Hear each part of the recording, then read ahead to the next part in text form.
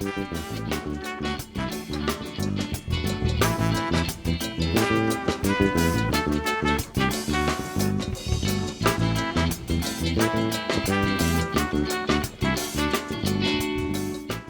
une population d'environ 10 millions d'habitants et une économie fortement dépendante du secteur agricole, notamment le coton, le Bénin est un pays qui a inscrit dans ses priorités l'agriculture. Dans sa lutte pour la croissance agricole et contre la pauvreté, le Bénin a adopté le plan stratégique de relance du secteur agricole PSRSA le 12 octobre 2011. Pour une mise en œuvre efficace de ce plan, le gouvernement béninois, à travers le ministère de l'Agriculture, de l'Élevage et de la Pêche et la Banque mondiale, ont convenu de la mise en place du programme cadre d'appui à la diversification agricole, PROCAD, lancé le 26 mars 2012 et ayant deux sous-projets, le projet d'appui à la diversification agricole, PADA, et le projet de productivité agricole en Afrique de l'Ouest, PPAAO. Le PROCAD, c'est le cadre d'intervention des projets financés par la Banque mondiale et le gouvernement. Le PROCAD comporte deux projets. Le PADA, le projet d'appui à la diversification agricole, et le PPAO Bénin, programme de productivité agricole en Afrique de l'Ouest. Il a toujours été dit que le Bénin était trop monoculture en matière de coton et qu'il fallait chercher à diversifier notre agriculture. La Banque mondiale, bien à l'écoute de nos gouvernements, a accepté de nous accompagner avec ce programme d'appui à la diversification. Donc il n'est plus à démontrer l'importance dans les outils de développement de notre pays, ce programme que nous avons conçu ensemble avec les populations, la Banque mondiale et le gouvernement. Le premier groupe, c'est les producteurs. Mais lorsqu'on produit, et avant que cela n'arrive au niveau du consommateur, il faut qu'il y ait de la valeur ajoutée. Donc, cela veut dire qu'on passe par la transformation pour améliorer ces produits et pour les mettre en l'état consommable. Il y a des acteurs qui s'intéressent à la transformation. Il y a ceux qui s'occupent de pouvoir assurer la commercialisation de ces produits. Et puis, il y a les structures étatiques, et il peut y avoir aussi les ONG, et les privés, en tout cas, tout le monde a sa place aux différents niveaux. Donc, le programme est avec le ministère de l'Agriculture. Nous en sommes en matière de rôle, ce qui parle de son évaluation, de son suivi. Et même au niveau de gouvernance, le ministère est d'office à la présidence du comité de pilotage, comité d'orientation, comité de suivi. Le montage de ce programme témoigne de la détermination de la Banque mondiale à apporter son appui au Bénin pour l'amélioration de la productivité agricole. Le PPAAO et le PADA sont deux projets complémentaires au profit du développement agricole et l'autosuffisance alimentaire durable. Pendant que le PPAAO inventorie et génère des technologies à travers la recherche et la diffusion de ces technologies auprès des producteurs, suivant le système national de conseil agricole, le PADA offre des conditions favorables au développement de ces technologies en vue de la promotion des chaînes de valeur. Le PROCAD, à travers ces deux projets, se propose à l'horizon 2015 d'assurer la couverture des besoins alimentaires et nutritionnels de la population, l'amélioration de la productivité et de la compétitivité du secteur agricole. Pour une mise en œuvre efficiente du projet, la stratégie d'intervention est basée sur le faire-faire et sur le faire avec. Le faire-faire passe par la signature de contrats, de conventions et avec les différents partenaires qui sont retenus. Et ces différentes conventions ou contrats définissent les conditions dans lesquelles les différentes activités doivent être menées et déterminent aussi les conditions dans lesquelles les fonds qui sont mis à disposition de ces partenaires doivent être utilisés, consommés. C'est ça qui va permettre demain que nous puissions effectuer un suivi, un contrôle des activités sur le terrain.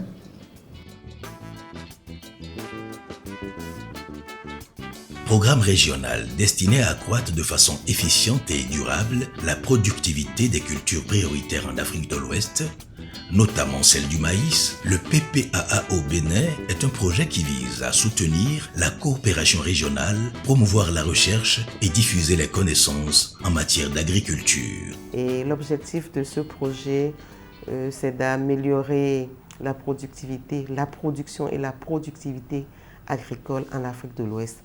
Et précisément au Bénin, cela s'entend sur un certain nombre de cultures, spéculations comme le maïs, le riz, l'anacarde, l'ananas et puis le poisson. Dans ces 5 spéculations, il y a certaines spéculations qui rentrent directement dans la sécurité alimentaire, à savoir le maïs, le riz et probablement le poisson. Les 2 autres spéculations sont des cultures de rente, à savoir l'anacarde et l'ananas. 7, on les consomme aussi, mais l'idée derrière est d'en faire des cultures d'exportation. Pour l'atteinte de ces objectifs, le projet a ciblé 4 composantes. La première concerne les conditions propices à la coopération régionale en matière de développement et de diffusion de technologies. La deuxième composante s'occupe du Centre national de spécialisation, CNS. La troisième, du financement à la demande du développement et de l'adoption des technologies. Et la quatrième est destinée à la coordination, la gestion, le suivi et l'évaluation du projet. Le projet veut faire du Bénin le centre d'excellence à travers lequel tous les pays, d'abord le Bénin d'abord, et tous les pays de la CEDEAO puissent arriver à résoudre les problèmes liés aux contraintes des producteurs en ce qui concerne le maïs. Dans le cadre du PPAO, il a été demandé à chaque pays de prendre une spéculation sur laquelle il a un avantage comparatif et il sera financé en termes de renforcement des capacités humaines, en termes de renforcement des capacités matérielles pour produire des technologies et des innovations agricoles au profit du pays, bien sûr, qui abrite ce CNS et des autres pays de la sous-région. On a priorisé le centre de recherche agricole sud de Niaouli pour ça. Donc ce centre, qui est un centre régional de l'INRAB, va bénéficier de l'appui du PPAO pour devenir le centre de spécialisation, de manière à ce qu'on puisse former du personnel, mettre des infrastructures, c'est-à-dire de mobilier, tout ce qu'il faut pour que ce centre puisse continuer, mieux améliorer ses prestations.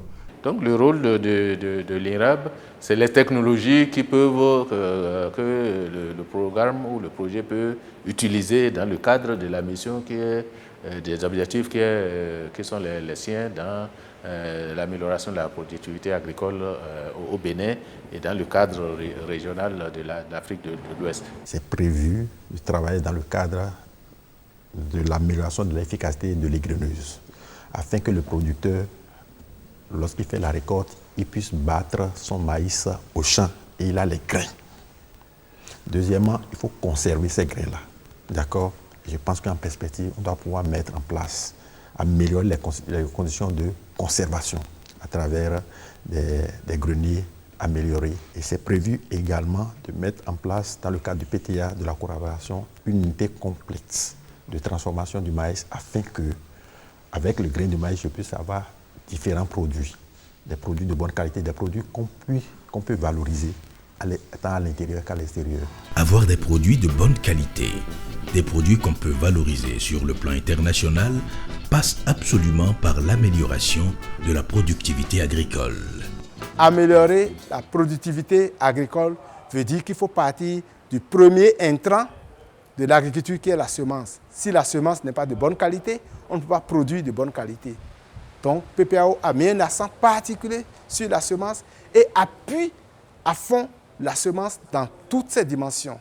Le PPAO appuie l'INERAB dans la recherche de variétés améliorées et la production de semences de ces variétés pour les catégories de variétés de semences de pré-base et les semences de base. Ici, vous êtes sur notre site, appelé site de Glazoué, où nous conduisons les activités de recherche sur le riz et de production de semences. La contrainte majeure chez nous actuellement, c'est la sécheresse. Et nous sélectionnons les variétés qui sont tolérantes à ce stress-là, en collaboration avec divers chercheurs des autres pays.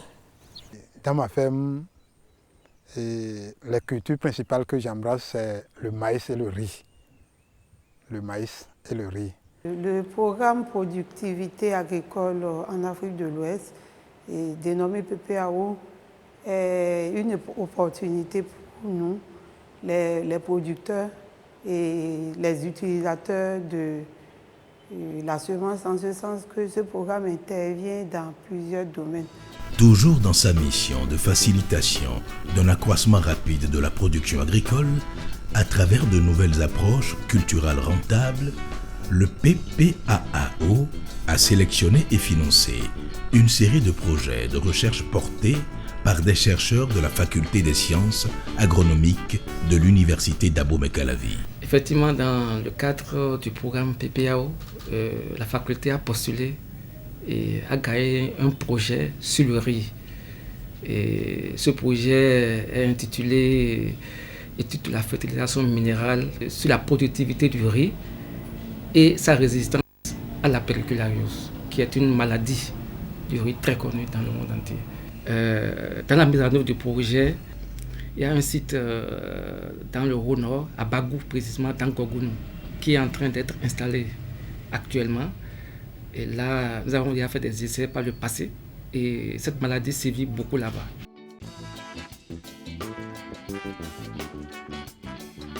Dans le cadre du projet PPAO, du PPAO, nous allons mettre au point les techniques efficientes de production de crevettes d'eau douce. Les crevettes d'eau douce, ces crevettes qu'on appelle les chachas. Et les recherches qui vont se mener dans le cadre de ce projet de production de crevettes d'eau douce de nos eaux, eh bien, ça concerne la mise au point des techniques, les techniques d'élevage. Dans le cadre du projet, nous allons mettre au point des techniques de leur domestication, les techniques qui permettent donc de les élever et de les produire en quantité pour la population.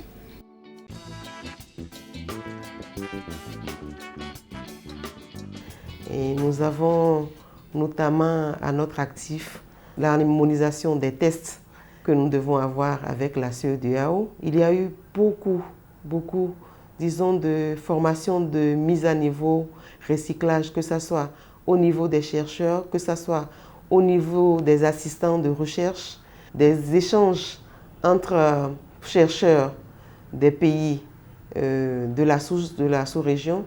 Et je suis là dans le cadre de la visite d'échange scientifique dans le cadre du PPAO entre les deux CNS, le CNS Maïs Bénin et le CNS Céréales Sèches du Sénégal. Concrètement, ma visite consiste à me rendre compte de l'expérience béninoise, surtout sur la transformation des tubercules, échanger aussi avec eux de l'expérience sénégalaise. Grâce à PPAO, j'ai vu les expériences du Sénégal qui sont épatants. Les gens ils font la production 2 ou 3 fois dans l'année. Et sur une seule production, ils vont jusqu'à 8 tonnes à l'hectare. Nous avons eu avec les chercheurs à faire la planification des activités sur le maïs pour les 5 ans du projet. Nous avons également des projets de recherche sélectionnés et déjà financés. Il y en a 8 projets de recherche qui sont financés déjà. Et il y a 7 projets de transfert de technologie également qui sont financés.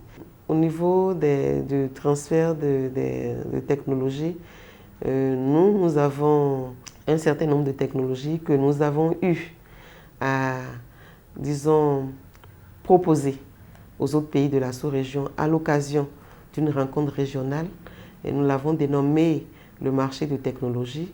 Notamment, nous avons une étuveuse de riz. Une étuveuse de riz qui vraiment fait vraiment la fierté de beaucoup de producteurs et de pays en pays. Et nous avons reçu de nous avons cherché à avoir des technologies comme le vinaigre de mangue. Nous l'avons eu au niveau du Sénégal. Nous avons également la technologie de la fabrication des blocs nutritionnels densifiés.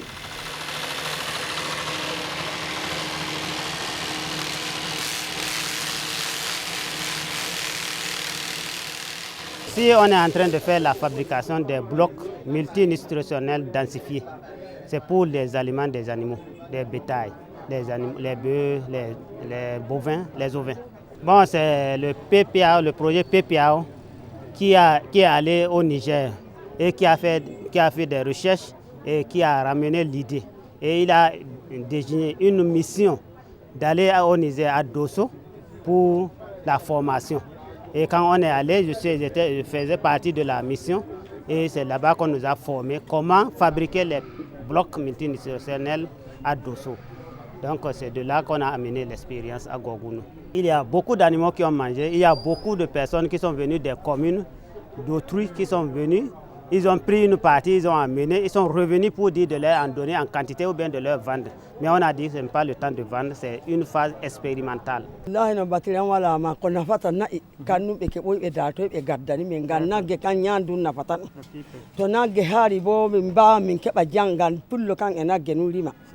Tolima mabao lima nunca numbokota nanka nafata pullo. Kebal ko wadata jaudi kanko wala fuko wadata asipan nyama kuma to laurundi manata ala bilang. Au terme du projet, nous pensons à toucher 250 000 bénéficiaires, producteurs à travers tout ce que nous vous avons cité. Et nous avons pensé quand même que nous allons couvrir 125 000 hectares, disons, de toutes ces spéculations que nous sommes en train de vouloir promouvoir au niveau disons, du projet.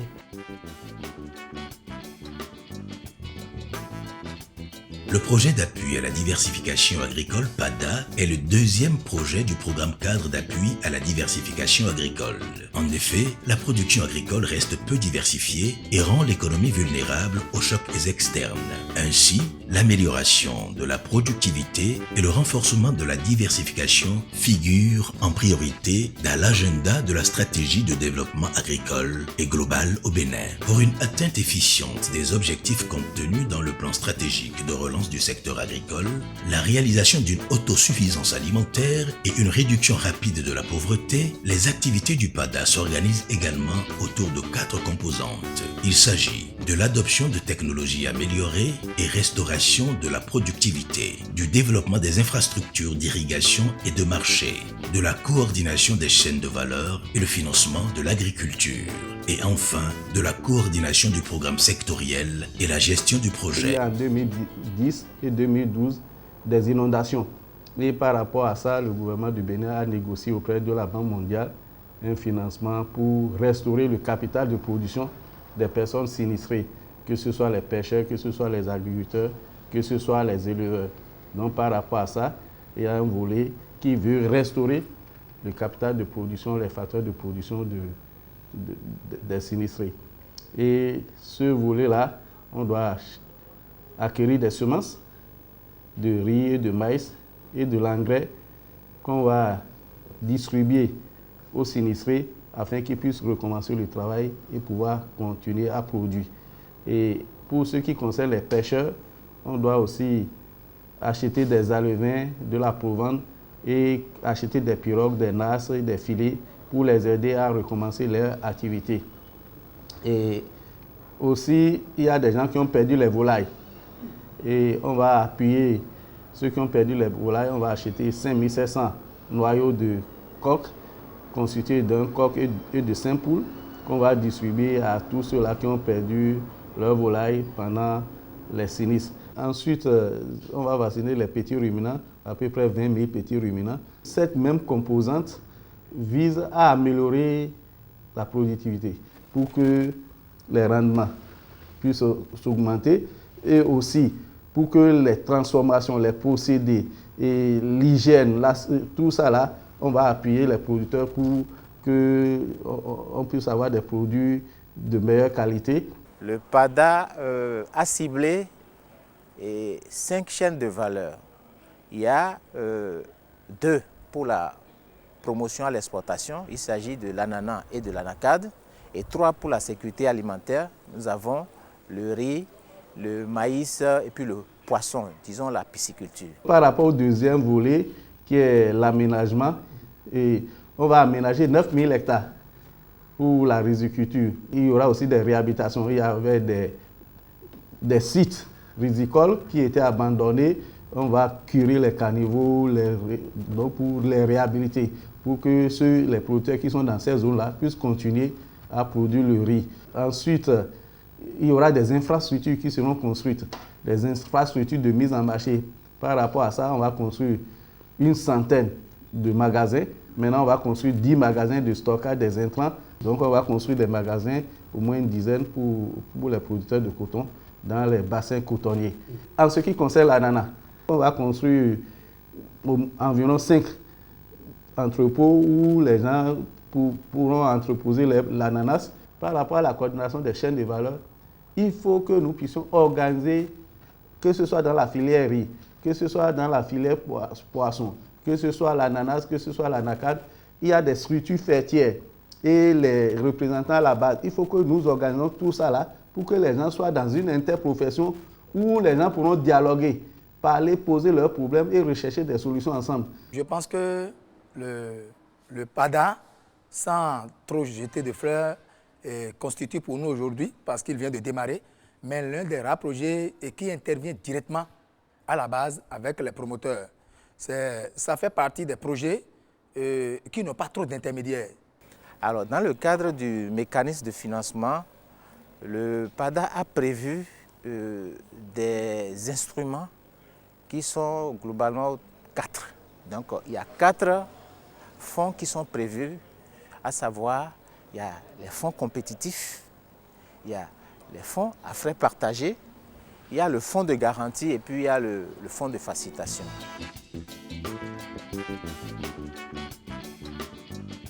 Il y a un certain nombre de problèmes qui se posent par rapport à l'alimentation pour les poissons. Notre projet se propose aussi d'appuyer des opérateurs économiques qui veulent installer des provenderies pour produits d'aliments pour poissons. On a fait la formation des pépiniéristes aussi pour la production des plants greffés d'anacadier. Donc ça nous permet, les plants, quand vous allez aujourd'hui, les plants ont commencé par bien se porter. C'est ça qu'on va utiliser pour faire les premiers packs à bois. On va produire à peu près 12 millions de plants d'anacadier greffés. Et aussi par rapport à l'ananas, donc il va falloir épurer. On va aussi produire 12 millions de rejets d'ananas. Le projet PADA est en train de faire la promotion des plants greffés pour améliorer un peu la production des producteurs, le rendement surtout. Et les producteurs sont intéressés. Aujourd'hui, il y a quelques personnes dans mon village, dans mon département, Zoué-Colline, qui ont déjà essayé avec peut-être 5, 10, 15 plants et qu'aujourd'hui, ils ont vu l'évolution de ces plants en moins d'1 an. Et tout le monde court vers moi pour des demandes vraiment que je ne peux pas offrir. J'encourage les femmes pour apprendre ça, pour être formées par les pépiniéristes. J'ai dit on va aménager les sites pour la production de riz. Quand vous allez à Agbomo aujourd'hui, ce qui était là, ce qui était fait, on a recuré les canaux, on a tout repris. Si vous allez, c'est joli. Cette année-là, on va faire 5 000 à 6 000 hectares d'aménagement.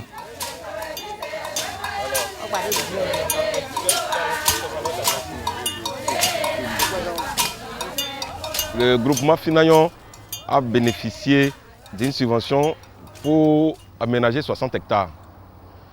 Ici, c'est le second site. Le premier se trouve de l'autre côté.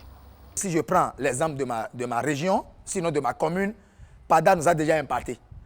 Près de 2200 hectares sont en chantier d'aménagement dans la vallée de Lemay et le plateau. Pour les sinistrés, on a déjà acheté des semences. On a distribué 620 tonnes de semences de maïs, 300 25 tonnes de riz, à peu près. Donc, ça aussi, avec les 620 tonnes de maïs, ça permet d'emblaver 30 000 hectares. Le PADA, c'est aussi le gouvernement. Et donc, le gouvernement, disons, est en train de prêter une oreille attentive à nos difficultés. Et ça veut dire que derrière, il doit y avoir des solutions. Donc, pour nous, c'est que notre État est en train de s'intéresser à l'activité que nous sommes en train de faire. Et de là, ça amène aussi, c'est une matière à réflexion pour eux et aussi à nous trouver des solutions à nos différents problèmes. Et nous cherchons à justement apporter des solutions au niveau des différents maillons où il y a des problèmes. Donc nous espérons que les producteurs qui nous suivent, ils seront attentifs pour comprendre qu'il faut avoir d'autres comportements si on veut réussir le pari qui est donc de produire et de produire davantage et de bonne qualité.